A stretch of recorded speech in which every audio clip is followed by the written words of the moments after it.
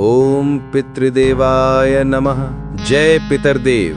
नमस्कार दोस्तों, आज की इस पावन कथा में हम जानेंगे पितरदेव की दिव्य लीला और उनके आशीर्वाद का वास्तविक महत्व। चलिए अपनी जड़ों की ओर लौटते हैं और सुनते हैं एक ऐसी कथा जो आत्मा को छू लेती है, एक ऐसी कथा जो हमें हमारे पूर्वजों के महत्व और उनके आशीर्वाद की शक्ति से परिचित कराती है। दोस्तों, आज की ये कथा सिर्फ कहानी नहीं बल्कि हर परिवार की आत्मा से जुड़ा संदेश है। आज की हमारी कथा शुरू होती है उन दिव्य ऊर्जाओं से जो हमारे पूर्वजों के रूप में सदा हमारे साथ रहती हैं। आइए आज सुनते हैं पितरदेव की पावन कथा। जय पितरदेव। बहुत समय पहले सतयुग के आरंभिक दिनों में हिमालय की तराई में एक विशाल राज्य था, आर्यावर्त। ये राज्य अपनी समृद्धि, शांति और धर्मपरायणता के लिए प्रसिद्ध था। राजा भी न्यायप्रिय था और यहाँ के लोग भी अत्यंत विनम्र और मेहनती थे। लेकिन इस राज्य में एक ऐसी कमी थी जिसका प्रभाव धीरे धीरे सबके जीवन पर पड़ रहा था। समय बीतने के साथ राज्य में अजीब घटनाएं होने लगीं। घरों में बिना वजह कलह बढ़ने लगी, खेतों में फसलें कम होने लगी, बच्चों की सेहत बिगड़ने लगी और व्यापार में अचानक घाटा होने लगा।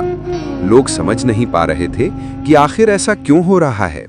इन्हीं दिनों उस क्षेत्र के महान संत ऋषि आत्मदेव गहन तपस्या कर रहे थे।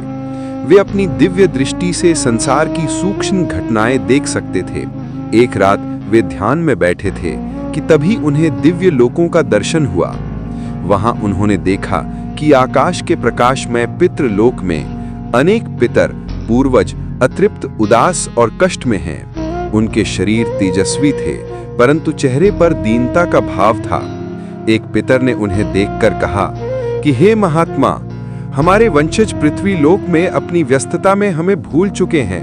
हमें तर्पण, श्राद्ध और जल अर्पण नहीं मिलता, इसी कारण हम मुक्ति नहीं पा रहे। हमारा संताप ही पृथ्वी पर उनके दुखों का कारण बन रहा है। उनकी बातें सुनकर ऋषि आत्मदेव का हृदय द्रवित हो गया। अगली रात ऋषि आत्मदेव गहन ध्यान में बैठे ही थे कि अचानक पूरा आश्रम दिव्य प्रकाश से भर गया। उस तेज प्रकाश में एक तेजस्वी पुरुष प्रकट हुए, स्वयं पितरदेव। वे प्रकाशमय थे, शांत थे और उनके मुख पर अनंत करुणा झलक रही थी। उन्होंने ऋषि आत्मदेव से कहा कि हे ऋषि, मनुष्य दो तरह के ऋण लेकर जन्म लेता है, देव ऋण और पितृ ऋण। जब तक मनुष्य पितृ ऋण चुकाता नहीं तब तक उसके जीवन में पूर्णता नहीं आती। ऋषि ने विनम्र होकर पूछा कि हे देव, मनुष्य कैसे पितरों को संतुष्ट कर सकता है। तब पितरदेव बोले कि तर्पण, पिंडदान और श्राद्ध के द्वारा जो मनुष्य अपने पूर्वजों को जल देता है वो केवल एक कर्म नहीं करता बल्कि अपने वंश की रक्षा करता है। जिस घर में पितरों का सम्मान होता है वहां धन, सौभाग्य, संतान, शांति और देवताओं का आशीर्वाद स्थिर रहता है। ऋषि आत्मदेव ने प्रण किया कि हे पितरदेव, मैं आपके संदेश को जगत में फैलाऊंगा। अगले दिन ऋषि आत्मदेव नगर पहुंचे। उन्होंने राजा और प्रजा को बुलाकर कहा कि हे आर्यावर्त की प्रजा, तुम्हारे जीवन में जो बाधाएं आ रही हैं वे तुम्हारे पितरों की प्रतीक्षा का परिणाम हैं। यदि तुम पूर्वजों को याद करोगे, श्राद्ध और तर्पण करोगे तो तुम्हारे सभी संकट मिट जाएंगे। राजा ने तुरंत पूरे राज्य में घोषणा कराई कि आज से हम सब अपने पितरों का तर्पण करेंगे, उनके सम्मान में यज्ञ होगा। फिर पूरे राज्य में यज्ञ, पूजा और तर्पण होने लगे। लोगों ने वर्षों बाद अपने पूर्वजों को स्मरण किया, पानी, तिल, कुश और अन्न अर्पित किया। उस रात पितृलोक आनंद से गूंज उठा। अतृप्त पितरों के चेहरे खिल उठे। जो पितर पहले कष्ट में थे अब संतोष से प्रकाशमान हो गए। पितरदेव स्वयं प्रकट होकर बोले कि आज से आर्यावर्त में कोई कष्ट नहीं रहेगा। जिस भूमि पर पितरों का सम्मान होता है वहां दुर्भाग्य प्रवेश नहीं कर सकता।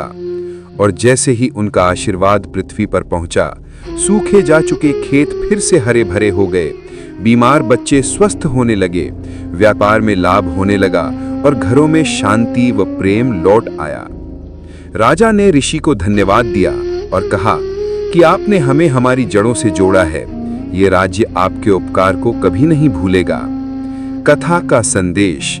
पितरदेव की ये कथा हमें याद दिलाती है कि हम आज जहां हैं अपने पूर्वजों के कारण हैं। उनके आशीर्वाद के बिना जीवन अधूरा है।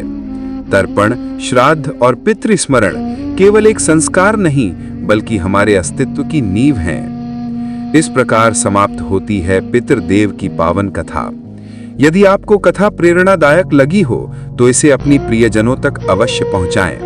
पितरों का आशीर्वाद आप सभी पर बना रहे।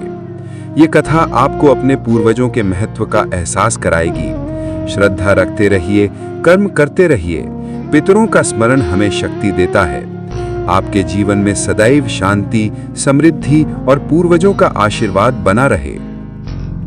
कथा सुनने के लिए आपका धन्यवाद। यदि आपको ऐसी धार्मिक और आध्यात्मिक कथाएं पसंद आती हैं तो चैनल को जरूर सब्सक्राइब करें। मिलते हैं अगली कथा में, तब तक के लिए जय पितरदेव। और कमेंट करके मुझे ये बताओ कि तुम और कौन सी कथा सुनना चाहते हो। मैं कोशिश करूंगा कि आपकी बताई हुई कथा पर वीडियो बना सकूं। धन्यवाद।